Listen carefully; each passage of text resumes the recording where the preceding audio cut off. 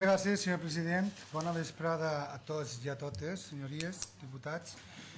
Miren, agrair a esta comissió la possibilitat que m'ha donat de vindre així a explicar tot allò que jo sàpia de la trama que s'ha produït en Emarsa. Al mateix temps, com no, posar-me a disposició de tots vostès per a poder aclarir el que jo des d'un principi estic intentant, saber qui són els lladres, saber quins són els delinqüents i que els diners tornen a l'erari públic, que tornen a la butxaca dels contribuents d'on no haurien d'haver eixit mai. Miren, jo, com ja s'ha dit, soc Ramon Marí, soc l'alcalde d'Albal des de 2003, soc des del 2007 portaveu en l'EMSI del grup socialista i era vicepresident primer de Emarsa a proposta del Partit Popular. I ara en aquests moments el que sí que soc és acusació popular en tota la instrucció del cas d'Emarsa que se porta en el jutjat d'instrucció número 17 i que tots coneixen massa bé què és el que està passant. Miren, Emarsa és un clar exemple de fins a on se pot arribar la corrupció. Fins a on se pot arribar la corrupció en esta comunitat valenciana? Perquè jo, en la meva opinió, el cas Emarsa no és un cas aïllat. És un cas que s'amplia a tota l'administració autonòmica. I per la qual cosa m'alegra molt que sigui Emarsa per on es comença. I ara falta saber fins a on arribarà. Per part meua, estic a la disposició de treballar incansablement per aclarir això i fins on arribi.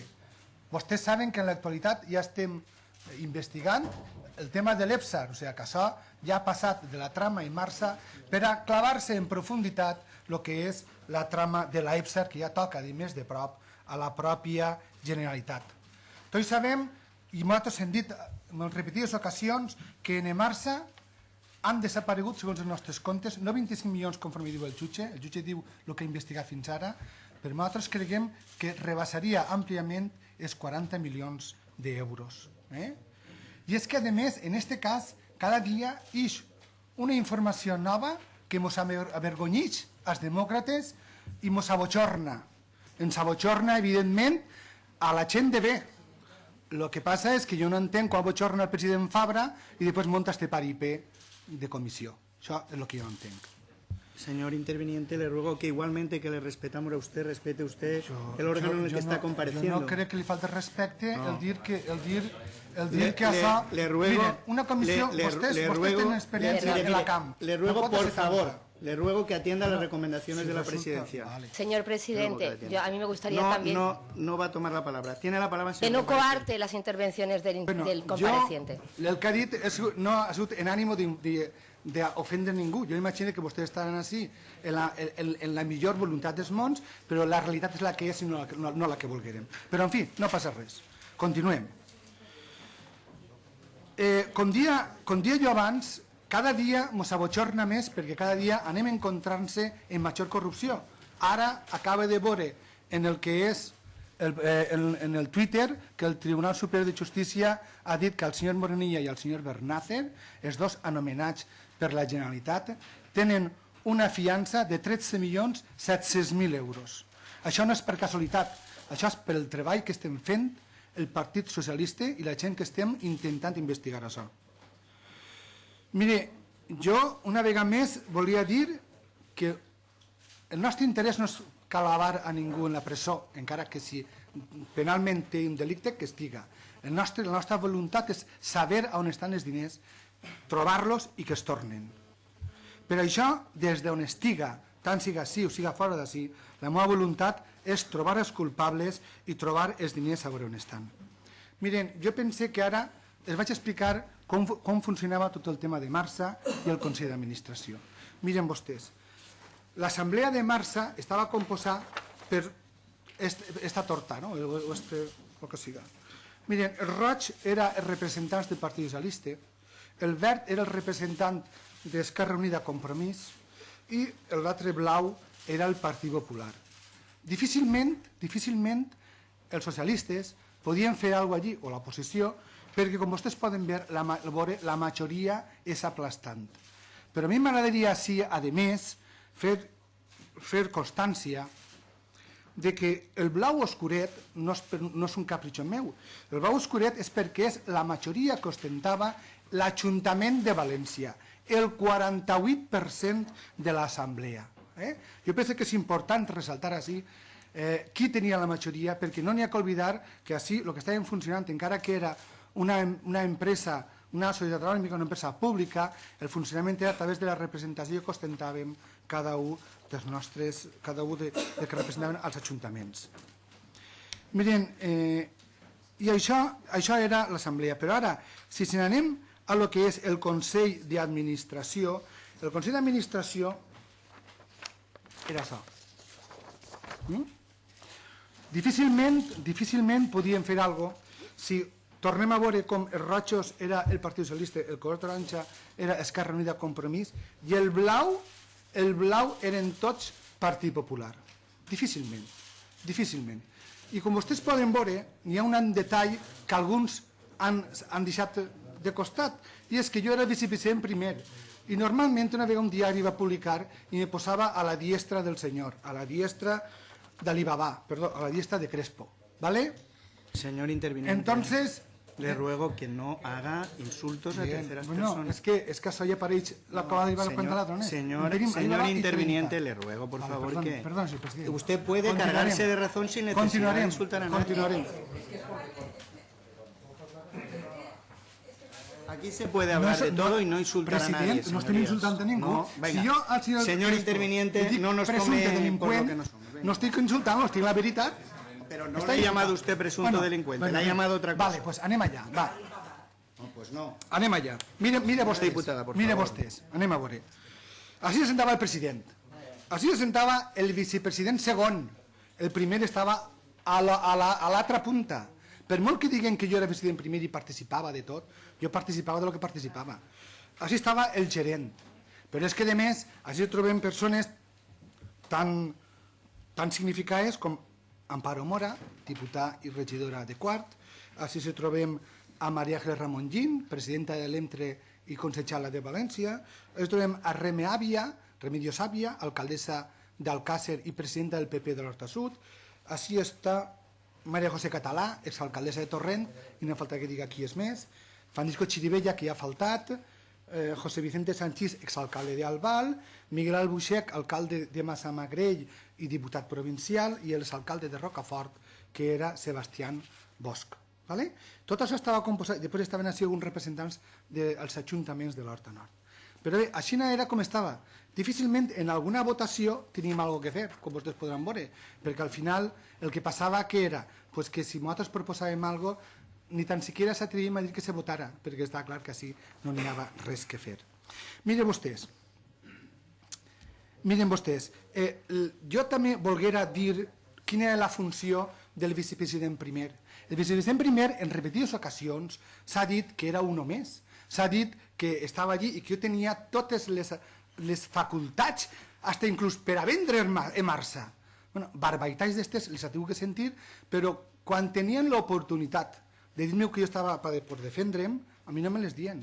En la Diputació estaríem parlant de Marsa i el senyor Crespo, que això ho ha dit fins a la societat, davant de mi no ho va dir. Se fica a tirar balons fora i ja està. Però bé, miren, les funcions del vicepresident eren totes aquelles que volia el president, perquè són les que constaven en l'acte i consten en l'acte en el registre mercantil, però que veritablement un vicepresident primer les ostenta quan s'ausenta el president. Mentrestant el vicepresident no té res que fer. Però és que, a més, si jo havia tingut que exercir les facultats que m'atorgava l'acuerdo de l'Assemblea, n'hi havia necessàriament que haver existit una delegació davant de notari, davant d'escriptura pública, per a jo poder exercir-los. Per tant, difícilment podia fer alguna cosa. Per tant, ahí queda constància que no podien fer res. Mire, nosaltres vam declarar això a partir de la dissolució, perquè antes sabíem que n'hi havia faltes, però enteníem que eren faltes administratives.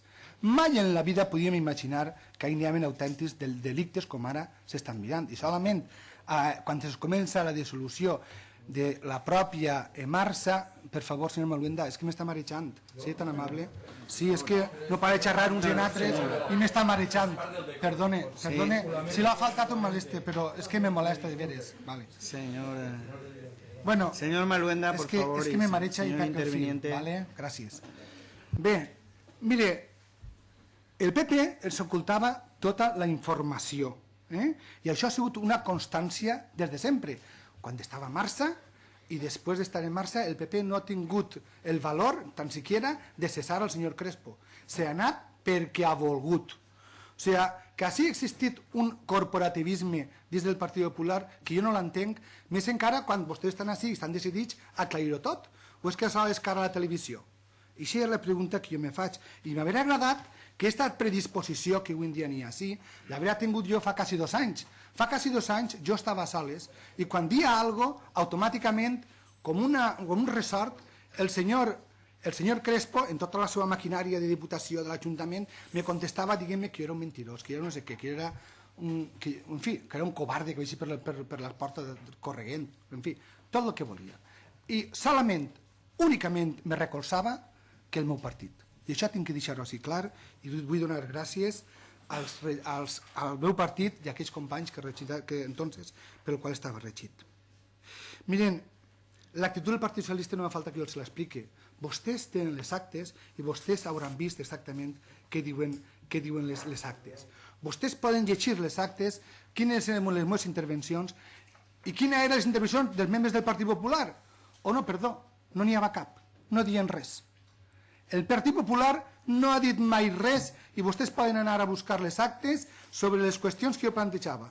O bé el senyor Crespo ja n'hi ha prou, no se parla més, o el que siga, però allí els membres del Partit Socialista, tant el meu company José Manuel Alcaina com jo, érem els únics que plantejaven coses allí en el propi Consell d'Administració. Però és que, a més, nosaltres moltes voltes s'ha parlat en que estaven conformes en tot i han ensenyat, han ensenyat la formulació dels comptes. Jo vull deixar ben clar què és formular comptes. Una cosa molt senzilla que ve regular en l'enquesta refundi de la llei de societats anònimes. Els components d'un Consell d'Administració estan obligats a firmar els comptes anuals. Què vol dir això? Vol dir que tenen constància que s'han presentat, però no vol dir en cap moment que estiguen a favor o en contra. El vot a favor o en contra se manifesta en l'assemblea, i això és el que fem nosaltres. En l'assemblea votàvem que no des del 2008, des que tenen coneixement de lo que eren les auditories del compliment de la legalitat i l'auditoria d'oportunitat operativa. Bé, en canvi, el Partit Popular mos deixava soles. Jo allí sí que explicava els defectes, els reparos que deia l'empresa auditora i en canvi ningú va ni registrar, al revés, que jo poc més que estava en altre món. Bé, però jo pense que aquesta comissió, molt lluny de buscar els responsables penalment, aquesta comissió està preparada i deu de ser la que té que buscar els responsables polítics. Per tant, perquè per lo penal ja està el jutge del juzgat d'instrucció número 15, que és en el que jo confie plenament, que és el que vindrà a resoldre tot això i és el que ens dirà al final què ha passat en tot això. Miren, jo vaig explicar-los què ha fet el Partit Socialista, perquè molts van dir, bueno, i vostès què han fet? Vostès estan tots en favor? No, mire, el Partit Socialista una volta va sospitar alguna cosa, el 3 d'agost se varen adreçar al Tribunal de Comptes presentant una denúncia sobre el que havia... 3 d'agost del 2010, ja ho saben, no és de l'any passat, del 2010. El 15 d'octubre del 2010, per la senyora Alicia de Miguel, que veu que se perd, no sabeu com va ser. El 15 d'octubre presentarem... Segur que Corredera no li tallarà tant, però anem allà, dona igual. El 15 d'octubre presentarem una denúncia en la Fiscalia de València. Una denúncia en la Fiscalia que va ser assumida i ens quedarà a declarar en primer lloc a mi, que era el que ho havia presentat, en segon lloc al segon Crespo i en tercer lloc al secretari de l'EMSI. El 3 de novembre és presentar per primera vegada, per part de l'EMSI, una querella criminal per a obtindre saber, i una demanda, per a saber quins eren els que havien agarrat els diners de Marsa. A partir d'una proposta que va fer el grup socialista tant en la Comissió d'Hacienda com en la Junta de Govern de l'EMSI. O sigui, no ha sigut el Partit Popular, qui com moltes voltes hem sentit, el que va fer això.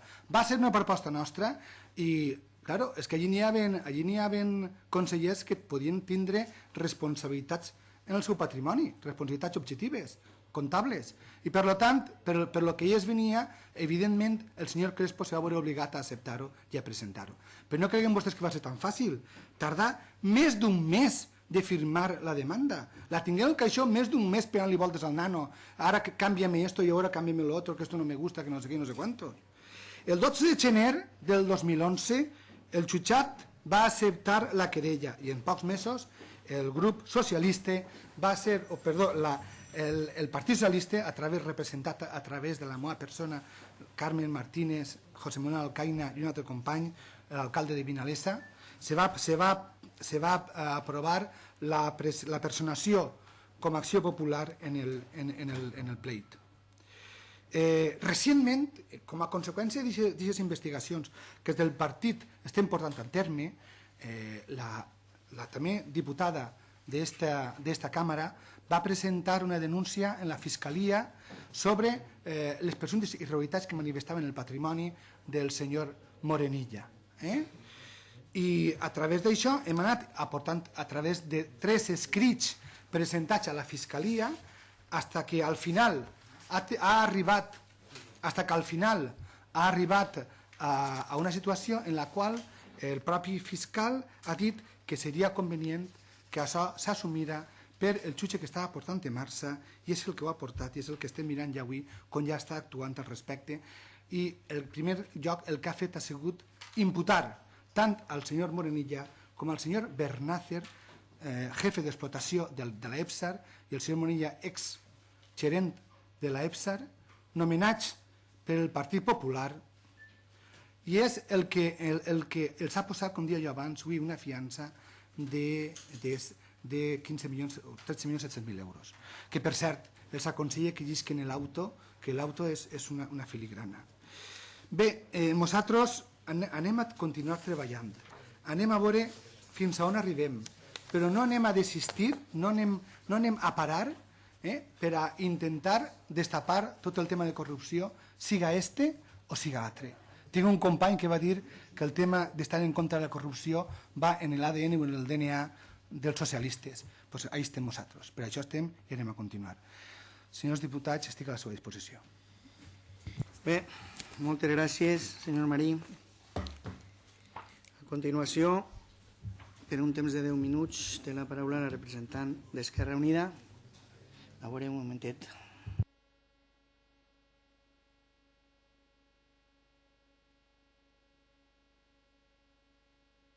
Señora Sanz. Sí, muchas gracias.